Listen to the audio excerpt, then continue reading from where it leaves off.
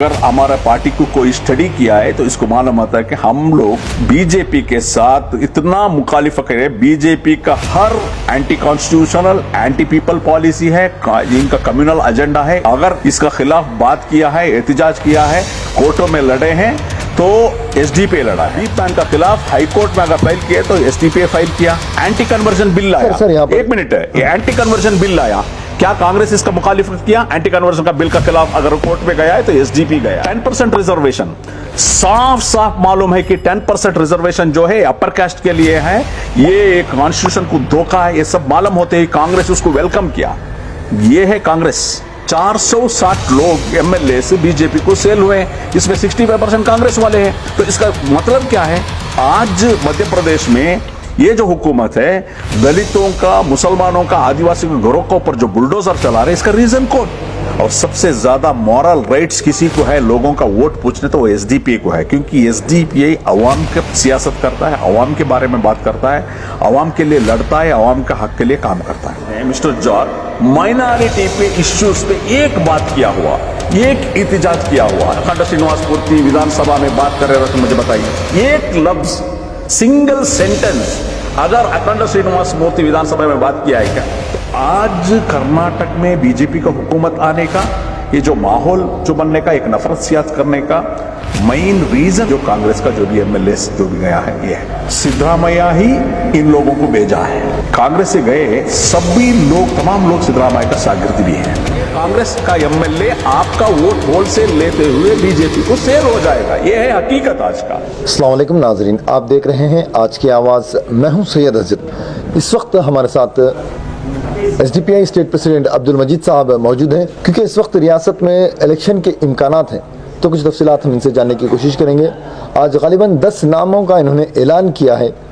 Sir, क्योंकि रियासत कर्नाटक एक ऐसा स्टेट है, यहाँ पर जो है इस वक्त ऐसे हालात बन चुके हैं, पिछले कुछ सालों से जब बीजेपी की सरकार रही है तो काफ़ी हिंदू मुस्लिम इस तरह की सियासत आम हो रही है, और ख़ास तौर से एसडीपीआई की तरफ भी जो है लोगों का एक रुझान ये है कि मुस्लिम पार्टी है।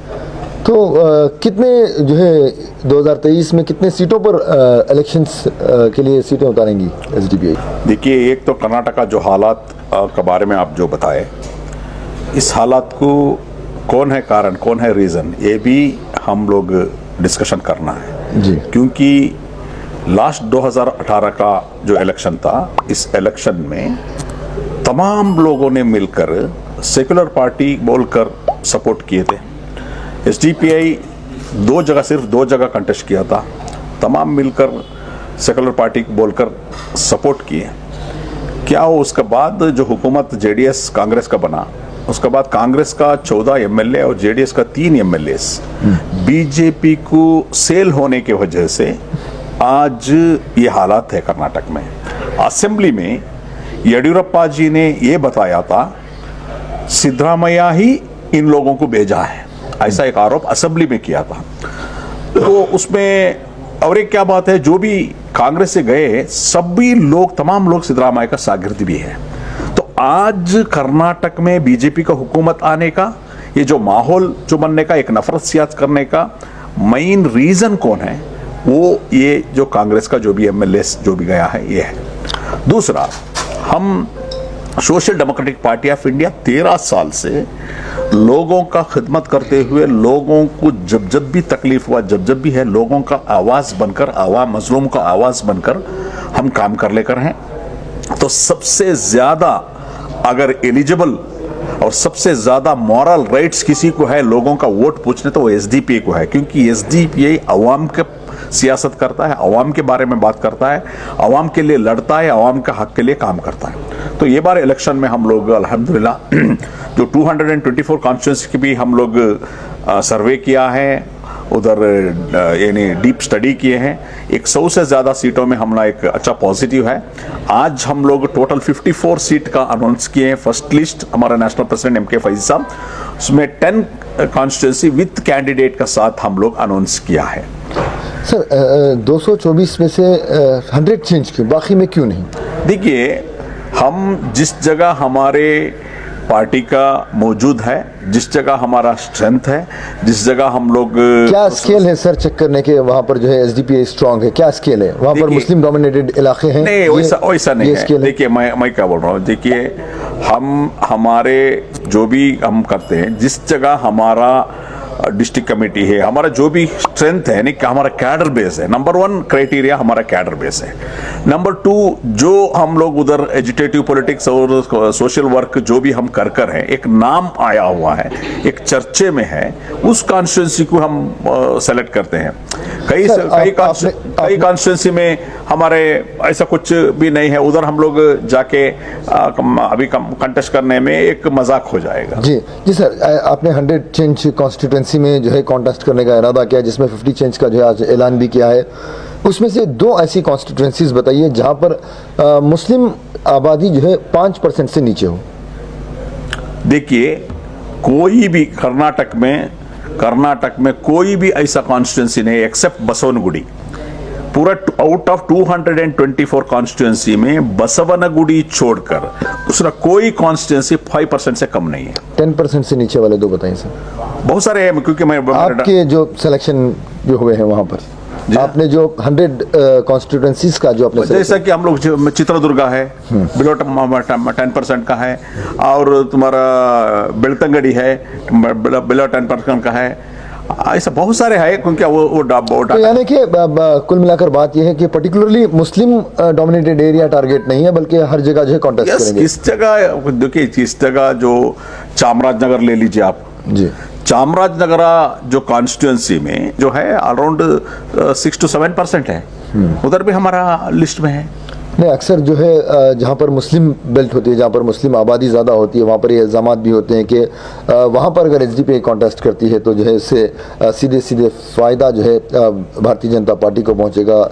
सेकुलर वोट डिवाइड होंगे, मुस्लिम वोट अगर कटेगा तो इससे जो भारतीय जनता पार्टी को फ़ायदा पहुँचेगा। कौन बोल रहे हैं?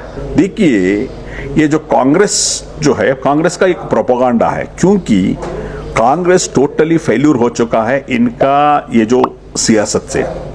मैंने बताया 2018 में जो इलेक्शन में एसडीपीआई सिर्फ 2 जगह कंटेस्ट किया था, और हमने फुल फोर्सली हम लोग इनको सपोर्ट किया।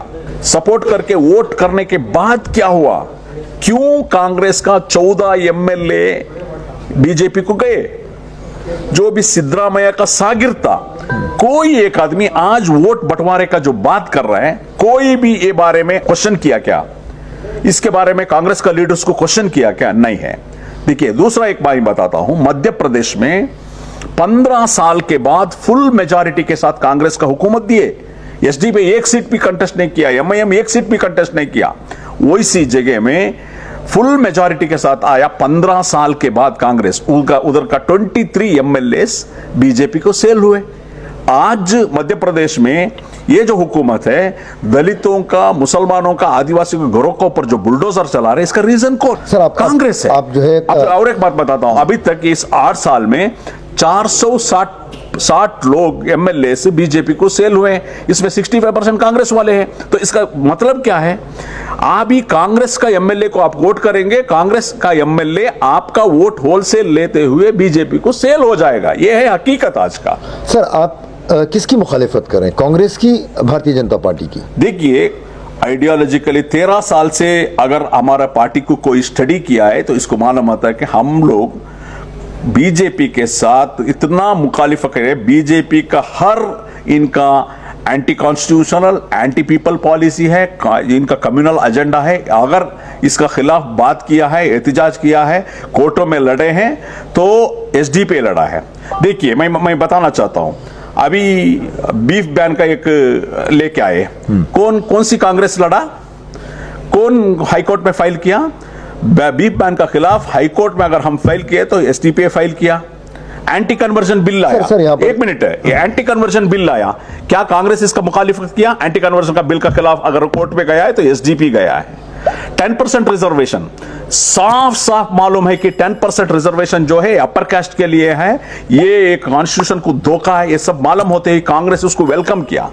ये है कांग्रेस। नहीं सर, देखिए एक तरफ अब कांग्रेस की और भारतीय जनता पार्टी दोनों की मुखालिफत बराबर कर रहे हैं, दूसरी भी छोटी बड़ी सियासी जमातें हैं जो रियासत के अंदर है, क्योंकि इस वक्त रियासत के इलेक्शन होने जा रहे हैं। ट्रिपल कोलैबोरेशन के लिए कुछ आपने बातचीत की इस तरह? देखिए मैं क्या बोल रहा हूँ, दोनों नेशनल पार्टियों के साथ आपका मुकाबला है, तो कहीं ना कहीं एक तो मैं क्या बोल रहा हूँ, एक तो बीजेपी इस देश का, कॉन्स्टिट्यूशन का, मुसलमानों का, दलितों का, क्रिश्चियनों का, संविधान का खिलाफ है। इसमें इनका खिलाफ हमारा आवाज होता है। दूसरा, हमारा हक बनता है, पर्टिकुलरली माइनॉरिटीज का और दलितों का हक बनता है, क्योंकि कांग्रेस का बहुत सालों तक वोट बैंक रहकर बावजूद भी ये लोग ये कम्युनिटी के लिए क्या किया। देखिए कर्नाटक में मुस्लिम कम्युनिटी 70 लाख वोटर्स है, पॉपुलेशन नहीं बोल रहा हूं, एसडीपीआई हेड काउंट किया है 224 कॉन्स्टिट्यूंसी में, मैंने बताया ना आपको 224 कॉन्स्टिट्यूंसी में 70 लाख वोटर्स है।